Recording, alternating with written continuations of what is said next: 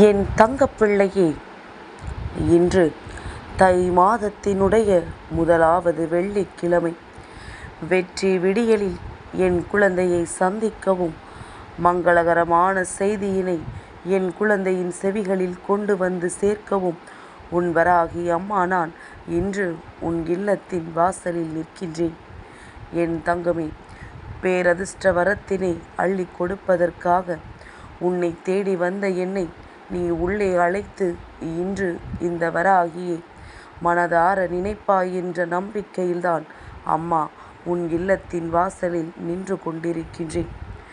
என் தங்கமே, பொதுவாக இந்த நாள் உன் வாழ்க்கையில் கிடைக்காத அதிசக்தி வாய்ந்த நாள். ஏனென்றால் இன்று உன் தாயானவள் மனமுவந்து உனக்கான மங்கள நிகழ்வு ஒன்றினை நடத்தி கொடுக்க வேண்டும் என்று மனதார நினைத்து வந்திருக்கின்றேன். என் தங்கமே, உன்னுடைய வாழ்க்கையில் உன்னை சுற்றி நடக்கின்ற சில நிகழ்வுகள் உன் மனதை போட்டு ஏகப்பட்ட குழப்பங்களுக்கு ஆளாக்கி நின்றாலும் சில விஷயங்கள் இன்று உனக்கு மனநிறைவை தரப்போகின்றது. என் தங்கமே, உன்னுடைய இலக்கு என்னவென்று நிர்ணயம் செய்து கொண்டு அந்த இலக்கை நோக்கி நீ பயணித்து கொண்டிருக்கின்றாய். இந்த பயணத்தின் பொழுது அதிகமான வேகம் எடுக்க வேண்டிய கட்டாயம் உனக்கு இருக்கின்றது. இந்த வேகத்தோடு விவேகமும் உனக்கு அதிகமாக தேவைப்படுகின்றது. தடைகள் எத்தனை வந்தாலும் அதை தாண்டி செல்ல நீ பழகி கொண்டாய். எத்தனை பிழைகள் ஏற்பட்டாலும் அதை திருத்திக் கொள்ள துணிந்து விட்டாய். தோல்விகள் கண்டால் அதிலிருந்து கற்றுக்கொள்ள தொடங்கி இருக்கின்றாய். கற்றுக்கொண்டதை ஒரு நாளும் மறக்காமல் நினைவில் வைத்து கொண்டாய். என் தங்கமே, நினைவில் வைத்து கொண்ட விஷயங்களை எப்படியெல்லாம் மீண்டும் அந்த விஷயம் வாழ்க்கையில் வந்துவிடக்கூடாது என்பதற்காக பல பயிற்சிகளை மேற்கொண்டிருக்கின்றாய். இந்த பயிற்சிகளோடு சேர்த்து உனக்கான முயற்சிகளையும் நீ செய்து கொண்டிருக்கின்றாய். இத்தனையையும் செய்து கொண்டிருக்கின்ற உன்னால் நிச்சயமாக வெகு விரைவாகவே நீ நினைத்த இலக்கை உன்னால் தொட்டுவிட முடியும் என்பதனை நீ மறந்துவிடாதே. இத்தனையும் படிப்படியாக உன் வாழ்க்கையில் சரியாக நடந்திருக்குமானால் வெற்றி என்பது என் குழந்தை உனக்கு மட்டுமே சொந்தமாகும். என் குழந்தையே, ஆத்திரம் வந்துவிட்டது என்றால் உடலில் இருக்கின்ற சக்தி குறைந்துவிடும். பொறுமையாக இருந்தால் உடலில் இருக்கின்ற சக்தி அதிகரிக்கும். அதனால் உன்னுடைய சக்தியினை எப்பொழுதுமே நீ சேகரித்து வைத்து கொள்ள பழகு.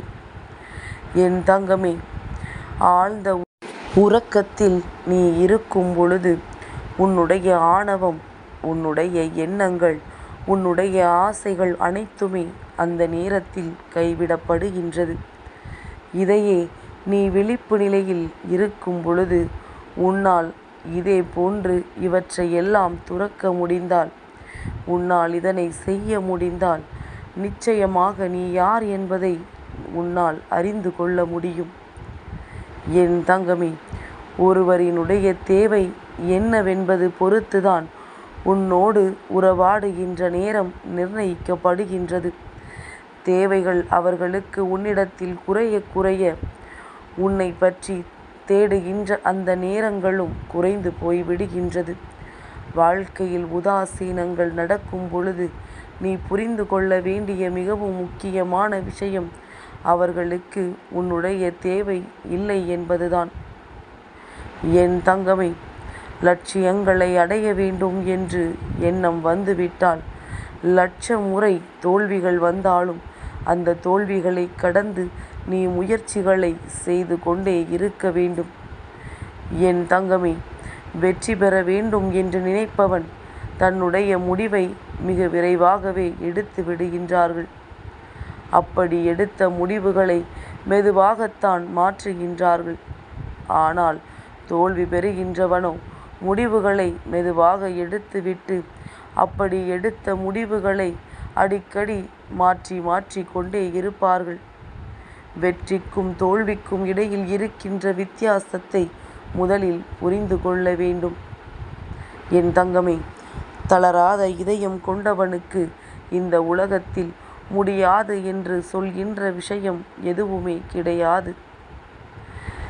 வாழ்க்கையை வாழ வேண்டும். இந்த உலகத்திற்கு உன்னை யாரென்று தெரியும்படி நீ இந்த வாழ்க்கையை சந்தோஷமாக வாழ வேண்டும். இது பேராசையாக கூட இருக்கலாம். ஆனால் இந்த ஆசையாவது உனக்கு இருக்கும் என்றால் மட்டும்தான் சாதாரணமாகவாவது நிம்மதியான வாழ்க்கையை உன்னால் வாழ முடியும். என் தங்கமே, எத்தனை ரூபாய் உன்னுடைய வருவாய் என்பதை புரிந்து கொண்டு அந்த பணத்தில் உனக்கு எப்படி வாழ்க்கையை வாழ முடியுமோ அப்படி வாழ்வதற்கு நீ பழக வேண்டும். அப்படி நீ செய்தால் மட்டும்தான் நிம்மதி உன்னை கட்டி அணைக்கும் என்பதனை நீ மறந்து விடாதே. என் தங்கமே, இந்த உலகத்தில் ஒருவனுக்கு கிடைத்த மிகவும் உயர்ந்த உன்னதமான வரம் என்ன தெரியுமா? திருப்தி அடைகின்ற அவர்களினுடைய மனதுதான். எவன் ஒருவனினுடைய மனது என்ன கிடைத்தாலுமே அதை கொண்டு திருப்தி அடைகின்றதோ அது மிக பெரிய வரம் என்பதனை புரிந்து கொள்ள வேண்டும். என் தங்கமே, நிச்சயமாக வாழ்க்கையில் நடந்த செயல்களை பற்றியெல்லாம் சிந்திக்கும் பொழுது அறிவு சொல்வதையும், அன்பை பற்றி சிந்திக்கும் பொழுது மனது சொல்வதையும் ஏற்றுக்கொள்வது மிகவும் நல்லது. ஏனென்றால் அந்த அறிவுக்கு அன்பு என்பது என்னவென்று புரியாது. அன்புக்கு அறிவு என்பதே முதலில் கிடையாது. ஏனென்றால் அன்பு எதையும் எதிர்பார்க்காமல் சென்று நிற்கும்.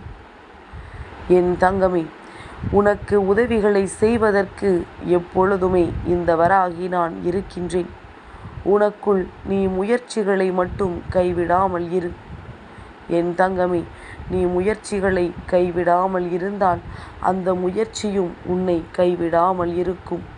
நீ இன்று செய்கின்ற சின்ன சின்ன முயற்சிகள் எல்லாம் நாளை மாறக்கூடிய வெற்றியினுடைய மிக பெரிய ஆணிவேர்கள் என்பதனை நீ மறந்துவிடக்கூடாது. என் தங்கமே, இந்த உலகத்தில் அதிகமாக வீணாக்கப்படுவதை யாராலும் புரிந்து கொள்ள முடியாத அந்த அன்புதான். அந்த அன்பு உன் வாழ்க்கையில் உனக்கு கிடைக்கும் என்றால் அதை ஒரு நாளும் நீ கைவிட்டு விடாதே. மங்களகரமான நிகழ்வுகள் எல்லாம் உன் இல்லத்தை வந்து சேரப்போகின்ற நாளில் என் குழந்தை, ஒரு விஷயத்தை மட்டும் புரிந்து கொள். எது நடந்தாலுமே அதற்குரிய சந்தோஷத்தை மட்டுமே அனுபவித்து அதனை ஏற்றுக்கொள்ள வேண்டும் என்று. ஏனென்றால் சிலருக்கு கிடைக்காத ஒரு விஷயம் கிடைத்து விட்டால் அதிகமான மன மகிழ்ச்சியை வெளிப்படுத்துவார்கள், அதிகமான உணர்வுகளை கொட்டி தீர்ப்பார்கள். ஆனால் அது சில நாட்களிலேயே மறந்துவிடும். என் தங்கமே, நம்பிக்கை உள்ள மனிதனுக்கு எப்பொழுதுமே ரோஜாதான் கண்ணில் படும். அதில் இருக்கின்ற முட்கள் கிடையாது. ஏதாவது ஒன்றை சிறிது நேரம் கழித்து செய்ய வேண்டியது இருக்குமாயின் அதை இப்பொழுதே உன்னால் செய்ய முடியுமா என்று நீ பல முயற்சிகளை செய்து பார்க்க வேண்டும். நாளை செய்ய வேண்டியதை இன்றே முடிவு செய்யலாம் என்பதில் எப்பொழுதுமே நீ தெளிவாக இருக்க வேண்டும். இப்படி செய்தால் அந்த வாழ்க்கையை உன்னால் பல நாட்கள் நீடித்து வாழ முடியும் என்பதனை மறந்து விடாதே. என் தங்கமே, தோல்வியால் உன்னை ஒரு நாளும் வீழ்த்த முடியாது என்பதனை முதலில் நீ ஆணித்தரமாக உனக்குள் நம்பு. மற்றவர்களுக்கு நீ செய்கின்ற உதவி தக்க சமயத்தில் நிச்சயமாக தெய்வத்தின் அன்பின் மூலமாக உன் வாழ்க்கையிலும் உனக்கு கிடைக்கும் என்பதனை நீ மறந்து விடாதே. என் தங்கமே, நிச்சயமாக ஊசி இல்லாமல் உடுத்துவதற்கான ஆடைகள் உருவாவது கிடையாது. தீக்குச்சி இல்லாமல் தீபம் ஒளிர்வது கிடையாது. நூல் இல்லாமல் பூ மாலையை தொடுப்பது கிடையாது.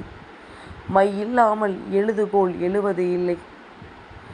சாதாரணம் என்று இவ்வுலகில் எதுவும் கிடையாது. அதனால் நீயும் இந்த வாழ்க்கையில் சாதாரணமானவன் கிடையாது. உன்னுடைய உருவங்கள் எல்லாம் இங்கு ஒரு பொருட்டே கிடையாது.